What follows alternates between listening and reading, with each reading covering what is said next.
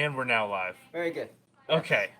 Sorry we're a little bit late today, everyone. Thank you for bearing with us today as we talk about holiday indulgence tips that actually work that you probably haven't heard of before. Some serious technical difficulties today, but it wouldn't be COVID, Zoom, and all that good stuff without technical difficulties, I guess. We are live today. My name is Vince Belidi, and this is James Park. I'm a nutrition coach and personal trainer. James is a functional pharmacist, compounding pharmacist, and just general good guy and pharmacist. Yes. So here we are today. So as we're going through this, if you have any questions, of course, as always, feel free to chime in. That's the whole point of this live video, to ask questions and all of that good stuff as we're going throughout this. Even if you're watching after the fact or listening after the fact on YouTube, you can always comment and we'll see it and get back to you. Or you can email us at pharmacist@hbpharmacy.com and we'll see it that way too. We're live on Facebook at HB Pharmacy and through our Gasper's Best page on Instagram as well. Now, before we get started here quickly, we also wanted to say, of course, we're wearing masks here at the pharmacy. As you are going about the holidays and celebrating that kind of stuff, please do so safely. Try to wear masks when possible. Limit your gatherings as much as possible. Obviously, that's not what we want to hear and not what we want to talk about. It's unfortunate, but it's kind of what we have to do right now, so keep that in mind as well. Do you have anything to add to that, James? Right now at the moment we are in New Jersey. They're trying to limit indoor gathering by 10 people now. Right. So there is definitely a restriction, and who knows, by 2 weeks, next week now, right? By actual Thanksgiving comes around, we don't know how bad the COVID will be. So, unfortunately, it doesn't seem very good at the moment. So we just have to endure as best as we can. Sure. But yeah, okay, so moving on to the good stuff. Now, what prompted this topic is, in the nutrition space myself, I've done some of these things plenty of times, and we always talk about the same holiday indulgence tips, right? Realistically, we all know we're going to indulge a little bit, so try to eat more vegetables before you eat some of the good stuff, quote unquote, or maybe try to fill up on water or bring your own appetizer. We've heard a lot of these nutrition-related tips before. Heck, I personally have talked about them ad nauseum on the internet before. So today, before we were prepping for this kind of holiday indulgence thing, I was talking with James, and he actually had some interesting tips and advice that I hadn't really heard before from a pharmacist perspective on, okay, so you indulged, you're feeling bloated, or maybe you're experiencing diarrhea or symptoms like that.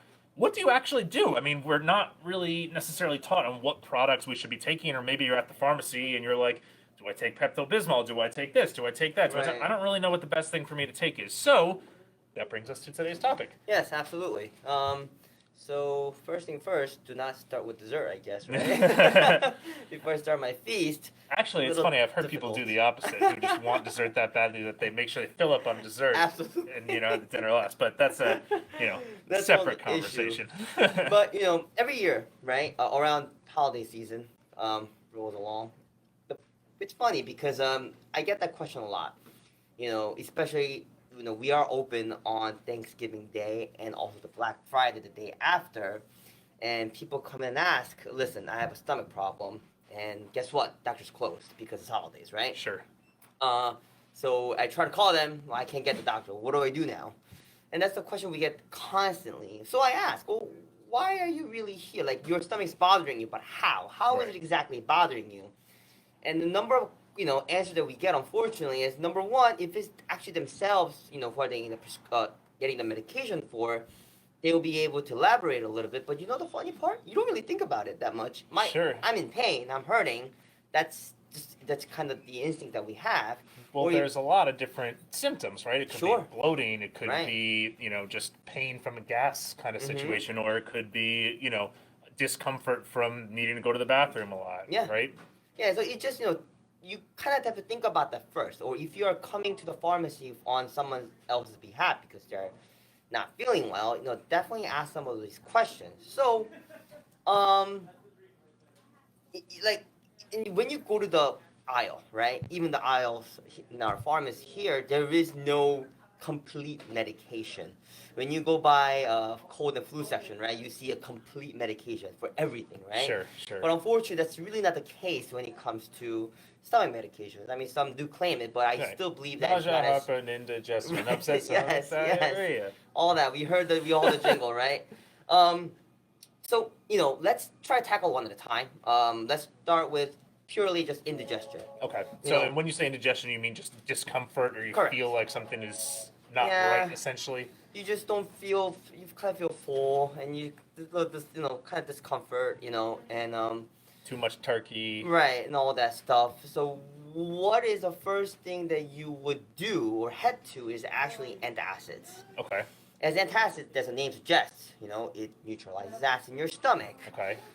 Couple of different ones are calcium carbonate, which are those Tums pill. I'm sure you've seen them. Of course. There is liquid. That's combination with aluminum and magnesium. Basically those drinks, the elixirs, right? Right. Mylanta, Gaviscon, that you drink down to basically neutralize gas. Okay. And generally they work pretty quickly. About half an hour or so generally after you take it. Within half an hour or so you should see some kind of an effect from it. Sure. And even ignoring the vegetables and some of those other tips we started with earlier, actually, even if you are indulging and eating like crap, which as we said we probably will be, eating more slowly while you're actually indulging can help ease that indigestion too in the long run. When you're eating more quickly, your stomach, that's what causes some of that upset to begin with, even ignoring what you're actually eating. That's number one. I mean, prevention is key, really. Yeah. Eating in moderation. I mean, yes, I get the whole what we're dealing with here, but definitely try to eat slow. And we always tell our children, chew how many times? 30, 40 times before you actually swallow. Sure. Don't just gulp it down. And there is actually a little bit of a science behind that. There is the amylase, which is in your saliva. That's when you first put the food in your mouth and start chewing on them, right? Your digestion begins. Right. So amylase is a digestive enzyme, is what Correct. James is getting at. And actually, by chewing can help ease that indigestion beforehand, before you even actually get the indigestion. So if you're chewing longer, it's not just breaking down the food physically with your teeth. It's actually, there's some chemical process involved in your mouth as well that helps with that. Yeah, I mean, along with that, try to limit the amount of caffeine, alcohol, carbonated beverages, and things like that. They all, I would definitely try to do as best as we can, or at least try to take it slow. I guess is the first thing that we would recommend. Sure. Okay, so going beyond indigestion, what's the Sure. next one you want to tackle here? The bloating, I believe? Generally, that's one of the common thing. You feel bloated, right? You're Mm. passing too much gas. You're belching, and you just Right. can't get that comfort. And as funny as it may be for some of us, and as annoying as it may be for others, obviously it's something that you want to try to address if it's causing you discomfort, said bloating. So how would you go about, if it's a bloating feeling, what would you recommend people do for addressing the bloating? There is a medication called simethicone that's very common and very. That's over the counter? It is over the counter. Okay. The stuff that I'm gonna talk about today are over the counter. For Okay. the most Over the part. counter, we're at a pharmacist, meaning you don't need a prescription for Correct, it. because if you had a prescription, then we probably wouldn't be in this mess a little Right. bit. But so the simethicone is safe for children as well. So, and those dads and moms usually know simethicone is the first thing when kids feel bloated. Works same way for adults as well. Is there a different name for that, or a different brand, or is that just simethicone? Simethicone, I mean, there's Gas-X is generally Gas-X, the one okay. that's commonly known as, comes in film, it comes in chewable tablets. Okay. So those are some certain things that, we can recommend at the counter. Now, beforehand, before maybe having your meal, one of the reasons that can cause bloating is because of possible lack of enzymes. The one that we commonly known as lactose intolerant, right? Some people are Sure. lactose intolerant. And those people already know to take the lactase enzyme before they have a meal or some kind of dairy product, right? Same thing. There are different products out there like Beano and things like that, enzymes. And obviously these are ones that if you already know that you may lack on some of these enzymes, that you already know that you may get bloated.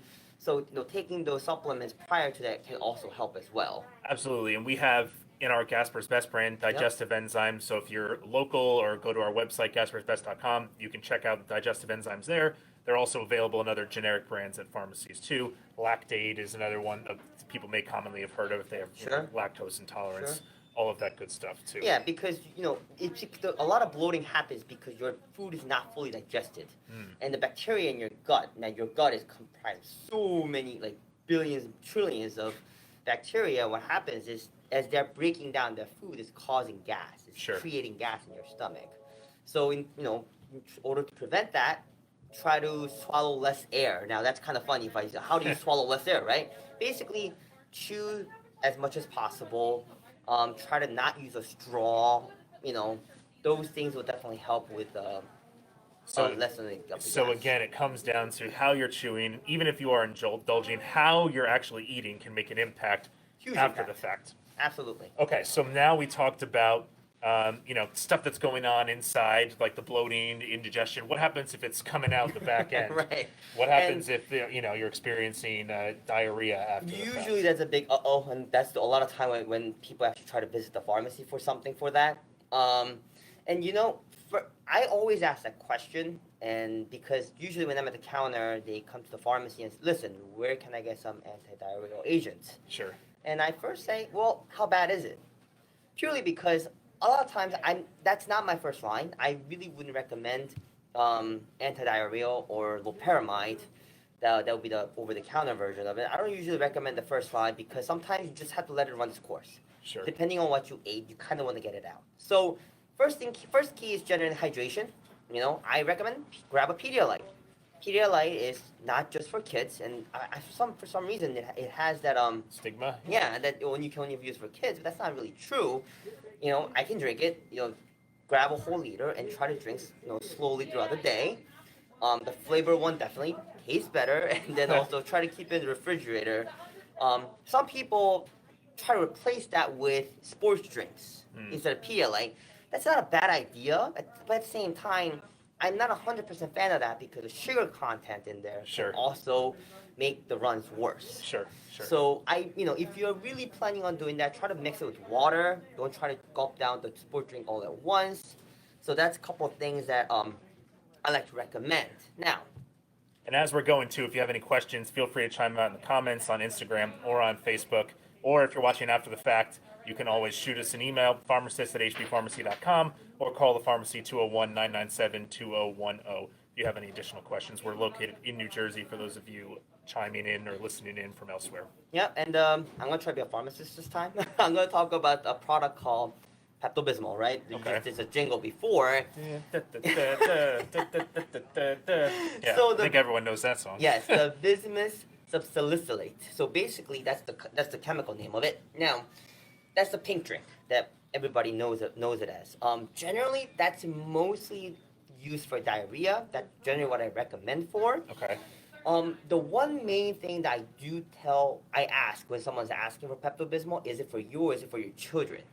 Okay. Because, and also if it's for your children, I also ask, are there any other symptoms other than the runs are they experiencing? Because if children, generally between age of 4 to 14, if they're having fever associated with it, and I don't really recommend, or like a flu-like symptom or chicken pox-like symptoms and such, I don't recommend Pepto-Bismol at that time, purely because it can cause very rare but serious thing called Reyes syndrome, which can attack one's brain and liver, which is obviously can be very fatal. Sure. Okay. So I generally ask that first, especially if they're getting Pepto-Bismol.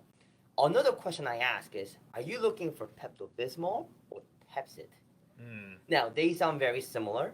They're completely different medications, and I'm going to talk about Pepcid a little after when we talk about heartburns, but that's something that, what are you trying to use it for? That's why asking the symptom is extremely important. Sure. Okay.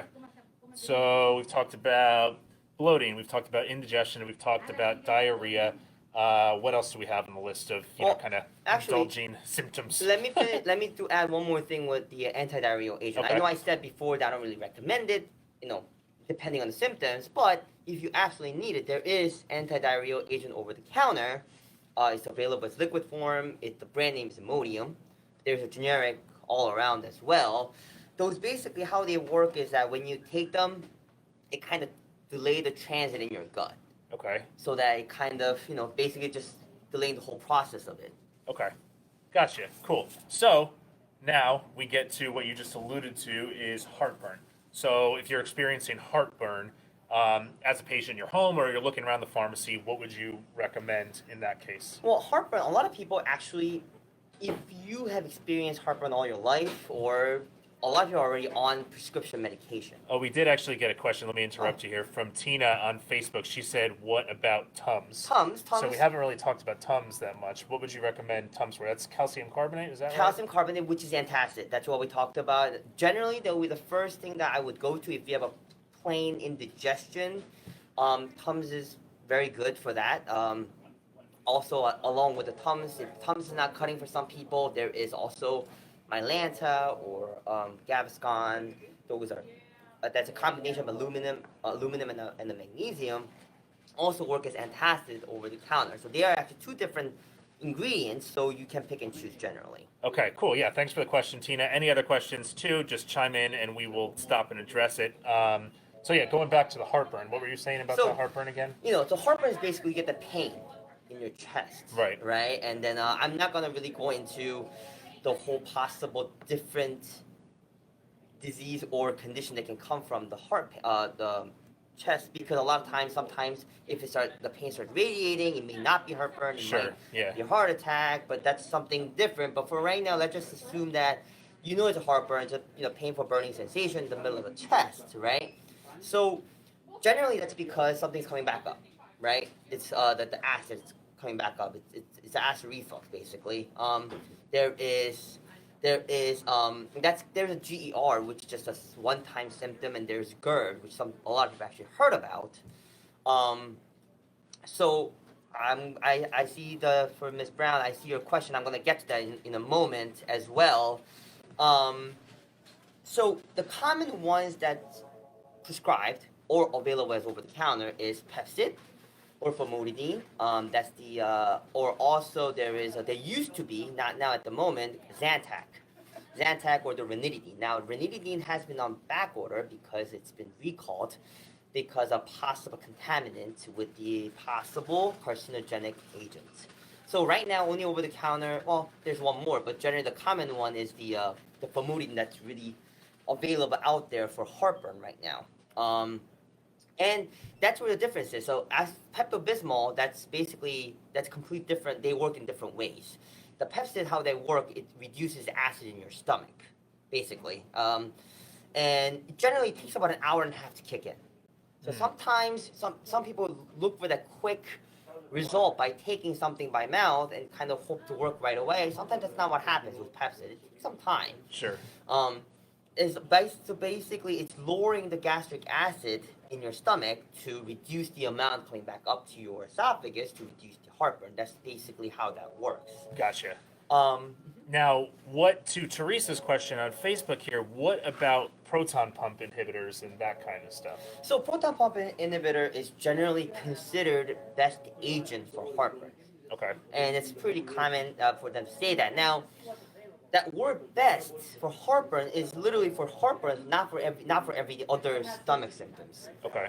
Some people, and unfortunately, when you go to the pharmacy, right, you see on the aisle, sometimes some people choose the product by the price, which I've definitely seen happen. Just because it's expensive doesn't necessarily mean it's always the best option on that.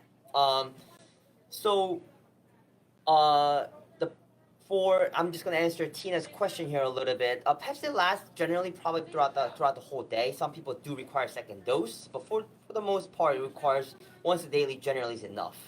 And for Teresa's question... Right, so we've been talking about on an ad hoc basis, meaning you have heartburn, you need that right then and there for, GERD or any of these kinds of issues, but what happens when it becomes a more long-term and recurring problem? Is it safe to continue taking these things long-term beyond just, I had ate too much turkey and too much wine and too much sweet potato, Well, generally, it is considered safe. At the same time, as we do with a lot of supplements here, and a lot of times when someone is taking, for example, a proton pump inhibitor, right, for a long time to reduce their heartburn, I absolutely recommend multivitamins, and purely because of this. If you think about it, so the idea of the proton pump inhibitor is exactly what it does. It will reduce the amount of acid in your stomach. That's the point, right? But then you need that acid actually to break down food when you eat.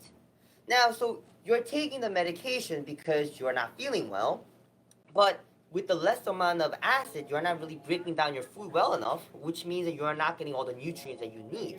Right. So I absolutely recommend adding a multivitamin or good supplements along with that, because proton pump inhibitor is one of the worst culprit, unfortunately, when it comes to the supplement nutrient depletion, whether it's from your bones, and such. So definitely, if you want to contact us later on, we will definitely go in more depth with that on specific cases. Sure, yeah, that's a great question. It's something we get here a lot at the pharmacy. For continued use of those things, as James said, it can impact your ability to actually absorb nutrients. So safety is a funny word these days, right? Like, yes, technically it's safe. However, you're going to experience some side effects and symptoms nutritionally that we're learning more and more about every day. So great question, Teresa. I'm glad you brought that up. If anyone has more in-depth questions related to that or specific nutrient depletion kind of stuff, please give us a call and we'd be happy to talk to you one-on-one in more detail. We do free consultations about this stuff all the time. Our number is 201-997-2010, or shoot us a message on Facebook and Instagram. We can set something up that way too. But great question. And also, regarding, I'm going back to the famotidine, some people actually take those Pepsi they kind of pre-medicate themselves before a large meal. Yeah, pre-gaming, if you will. Right. I'm not 100% fan of that, okay. in my personal opinion, because of exactly what I said. It's not a way of, yes, you can reduce your heartburn, but at the same time, you're not really digesting your food because you need that acid. If you break down on the acid, what's gonna actually digest your food, what you're eating. So there are people who's already taking medications, already on it, then those people probably already know, and they will probably take the medication prior to it, but at the same time, eat accordingly, eat less, slowly and things like that. But taking a Pepsi prior to your feast does not give you a free pass to indulging, unfortunately. Sure. Okay. So we've talked a lot about different things we should take when we're experiencing things different ways, heartburn, indigestion. Now I feel like I'm a Pepto-Bismol commercial myself. But when we're experiencing these kinds of things, we also talked about, chewing more slowly. What about the flip side now? So let's say you're taking medication on a recurring basis. What medication can actually, be a bad thing to take? Like, whether it's heartburn or even, let's talk about medication with alcohol too. Are there any things that you really should be cautious of eating or drinking in a certain way if you're taking certain medication over the holiday season? Absolutely. A lot of us are in, there are a lot of pain medications out there. NSAIDs, those are like ibuprofen, naproxen. Some people take it constantly on a daily basis, and that's actually really bad for your heartburns. They can exacerbate your heartburns and then other indigestion problems.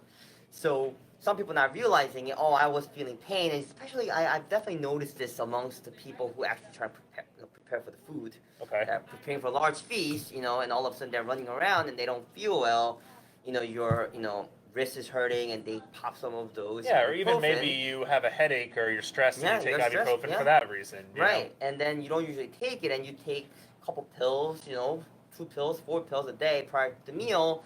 That can be an issue to your stomach.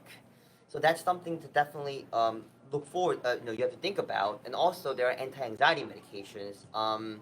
Or even if you are right now, we are in a COVID/cold/flu season, right? Sure. Yeah. All the virus in the air. That's why we're all wearing masks. Antibiotics can be pretty detrimental for your stomach at the same time as well. So that's something that you have to make sure. You got to think about it a little bit because they can cause runs. They can cause some of the, runs and things like that. There's some medications that will cause the opposite, the constipation. Sure.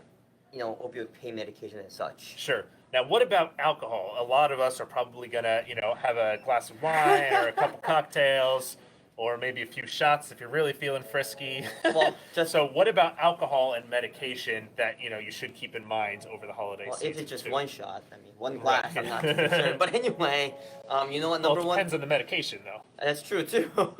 Now, Tylenol is number one thing because the reason Tylenol is that Tylenol gets metabolized by your liver, and then your alcohol gets also, metabolized by the liver, so you're doubling the work. So taking Tylenol is not a good idea when you are intoxicated or under the influence. Okay.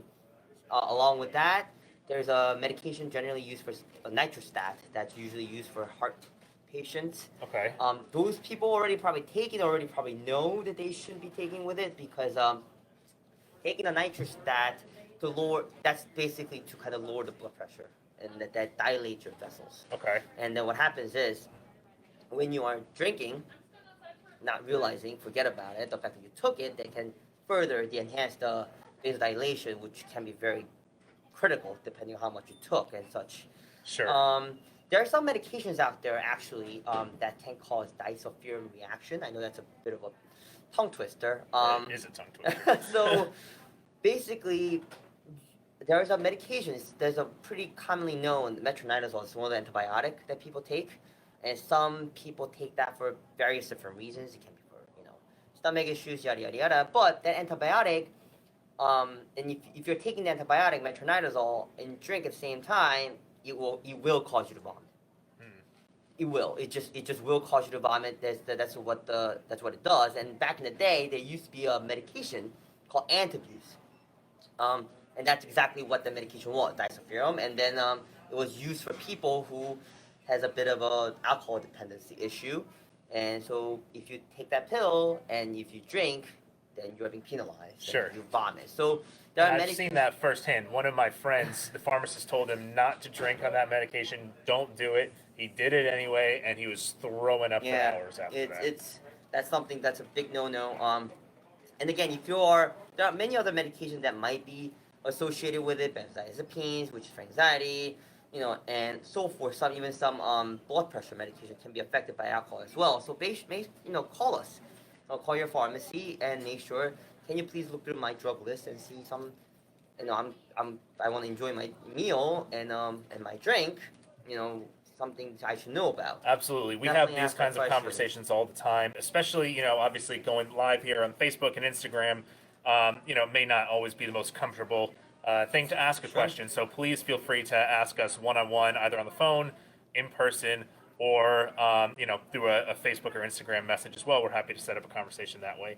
Is there anything else you want to add? Like, obviously, some people may run to the pharmacy and grab some stuff or may pick up the phone and call us, but is there any time where maybe what you're seeing or experiencing should escalate above that level and be something that's more of a safety concern than just, has got a little indigestion? Right. So, bloody stool is number one a lot of times. And if you're having crazy amount of runs, like 6 or 7, 8 times a day, have diarrhea, that's definitely something that you definitely need to talk to the contact or seek medical attention at the same time. Black tarry stool or just pure severe pain in your abdomen that you can't get up, it's having a lot of stomach issue, that's something that I would definitely, you have to contact the doctor or seek an urgent care or even ER depending on the situation. And one more question here on Facebook too. If there are any other questions as we're wrapping up here, feel free to throw them out there as well. From Casey on Facebook, he said, is ibuprofen considered better than Tylenol? Wow. Well, listen, it really depends. I know everybody hates that answer, but at the same time, I actually would not recommend any medication, neither of the medications, while you're drinking, because they affect you negatively in both ways, in different ways. I'm sorry. So, Tylenol will affect you negatively by your liver, but ibuprofen affects negatively in your stomach. The one of the black box warning, which means very, very serious warning from ibuprofen, is stomach bleed. So, with or without alcohol, I mean, if we put the alcohol aside, right? If you take ibuprofen or Tylenol for pain management purposes, generally taking it once or twice a day is not a big deal. When it becomes a problem, if it's a chronic intake. Sure. Okay. If you've been taking, ibuprofen or Tylenol for a long time, even for a month or even years for some people, and you're enjoying the alcohol along with it, it can affect you negatively either way. So what's important is actually not to take either one of them if possible. And always know that drink in moderation or skip a pill for that day. If you need to drink, go out for a drink and things like that. So it's really more on how to manage. Sure. And because there are pros and cons in both medications. So depending on the situation, we can't just say one's better than the other, unfortunately. Sure. But basically it's more of a concern in chronic situations. A lot of times, yes. Let's say you were drinking and you're experiencing some pain or a headache, that kind of stuff. What would you recommend? Would you recommend just suck it up? Is it a hangover kind of thing, or what? Like, you know what I mean? What would you Hydration is number one thing. Yeah. Sometimes that replenishing the electrolyte is actually does a pretty good job. What I mean by that is just Pedialyte. A lot of people grab a Gatorade or Pedialyte and sleep. I don't really recommend anything specific or medication for hangovers, unfortunately. Sure. If there was, Yeah. it'd be pretty. If we had that well right off now, right now, so we'd be doing this from some beach with a Maserati Yes. parked outside that we rode up in here. There with, are some products they claim that it helps with the hangover cure. I'm not sure how much studies really were done with them. So I don't know if I would really recommend a specific product on that level. Right. There's a lot of anecdotal stuff out there. Sure. People say one thing or another, but it's not much conclusive either way, Right. unfortunately.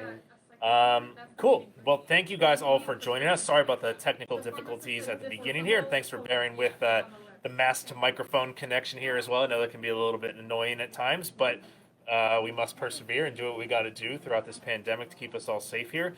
Like we said before, if you have any questions, comment on the video after the fact, or if you're listening to this post-recording through our podcast player or any of that kind of stuff as well. We offer free consultations to talk about this stuff all the time. We talk about more stuff, even nutrition in general. So you can visit us at gasparsbest.com, GASPARS best.com, and reach out to us that way. Or you can give us a phone call at 201-997-2010 at the pharmacy. One more question from Casey here before we wrap it up. Does switching drinks... thank you, Tina. Appreciate the kind words. From Casey, does switching drinks make hangovers worse? Beer before dinner, wine before dinner, beer before liquor makes you sicker. What's it? Listen. Liquor before beer, you're in the clear. Is that what they say? We're gonna need another whole episode based on that one specific topic, and I can talk about it for hours if I really must. Basically speaking, stick Well, with you one must drink. not. You've got 30 seconds. Yes. Try to stick with one drink and try to stick with a clear alcohol. So for example, real quickly, vodka versus whiskey, right? Vodka is generally better on hangovers. Wine versus whiskey. Now we're not talking about, obviously there's different alcohol content, Sure. but generally more distilled generally gives better effect with the hangover later on, as long as you drink, let's just say, same amount of alcohol content. Obviously, one shot of, whiskey or vodka versus beer or wine, if you look by volume, is completely different. But try to stick with one drink and drink slow. Drink That's slowly. number one thing. It's so funny is sometimes I get a hangover from wine, and I'm very Italian, so I feel just super betrayed when I get hungover from wine. It's like, how could you do this to me? Like, I bleed red wine, this is terrible. But, yeah, and thank you, Charisse, for the kind words on Facebook as well. We appreciate that, too, and thank you for checking it out. Yeah, that's a tough one, tough question there. I mean, obviously, moderation is usually always the best answer when it comes Yes. to a lot of that stuff. If you're Yes. drinking a lot of beer, then a lot of liquor, and a lot of this and that, chances are you're probably At the end of the going to- day, yeah. it's about how much you drink. Yeah. It's not. I mean, type is only relevant if you're at a very lower level. So anything more than that, up to a certain level, then doesn't matter what you drink, you can't remember the next day. Sure, yeah. And we've got some more feedback on Facebook, too. Thanks, Jennifer, Teresa, and Joe, all for checking it out. We appreciate you guys watching and chiming in here. And Jennifer thinks that would be a great next topic, where the hangover thing. We could do a long topic on that. I can also demonstrate Absolutely. as well if necessary. Yeah, that would be an interesting topic. So thanks for the feedback on that, too. Cool. Anything else, feel free to comment, and we'll get back to you as always. Or like I mentioned as well, check us out at gasparsbest.com or hbpharmacy.com if you're local here in the North Arlington, New Jersey area.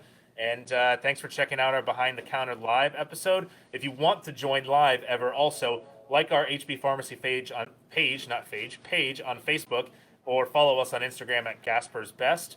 And we'll see you on the next one. Thanks a lot for checking it out.